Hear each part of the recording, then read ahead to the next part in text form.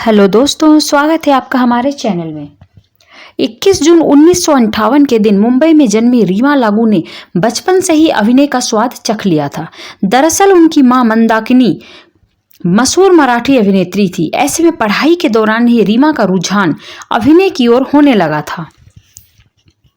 वहीं high school के बाद उन्होंने एक्टिंग की दुनिया में कदम रख दिया और अपने करियर की शुरुआत मराठी सिनेमा में कई साल तक एक्टिंग करने के बाद रीमा ने 1980 में फिल्म कलयुग से हिंदी सिनेमा में कदम रखा।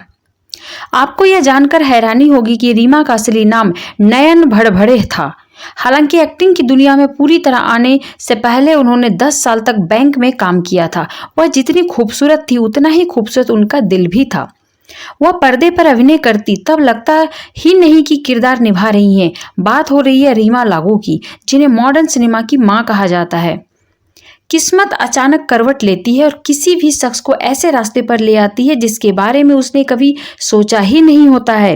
दरअसल बात हो रही है रीमा लागू की, जिन्होंने फिल्मों की दुनिया में कदम रखने से पहले 10 साल बैंक में नौकरी की। आज हम आपको उनकी जिंदगी के ऐसे किस्सों से रूबरू करा रहे हैं जो आपने शायद ही सुने होंगे। अधूरा रहा था रीमा लागू का इश्क। जी हां दोस्तों, एक्टिंग के दौरान रीमा की मुलाकात मशहूर मराठी एक्टर विवेक लागू से हुई। मुलाकातों का दौर बढ़ा तो दोनों इश्क की राह पर चल निकले और दोनों ने शादी कर ली। इसके बाद अभिनेत्री ने अपना नाम रीमा लागू रख लिया। शादी के बाद कुछ समय तक सब कुछ अच्छा रहा, लेकिन बाद में रीमा और विवेक के बीच मनमुटाव होने लगा। ऐसे में दोनों ने अलग होने का फैसला कर लिया। उनकी एक बेटी मृण्मयी लागू है जो रीमा के साथ रहती थी।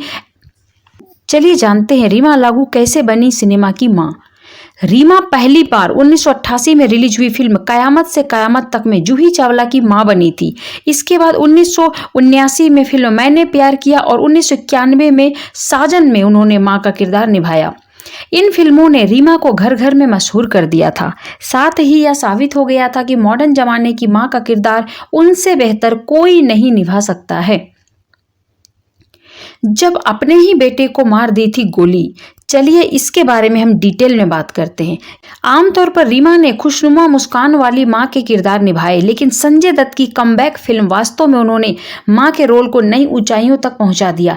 दरअसल इस फिल्म में रीमा ने गैंगस्टर की मां का किरदार निभाया था जो अपने ही बेटे को गोली मार देती है। कहा जाता है कि फिल्म के सीन के लिए रीमा को काफी मेहनत करनी पड़ी थी। दरअसल रिवॉल्वर काफी भारी था, जिसके चलते शूटिंग के दौरान रीमा पसीने पसीने हो गई थी। आपको यह जानकर हैरानी होगी कि रीमा अपने निधन के आखिरी घंटों तक शूटिंग कर रही थी। दरअसल उस दिन वह शूटिंग करके घर लौटी और रात के वक्त उनके सीने में दर्द होने लगा।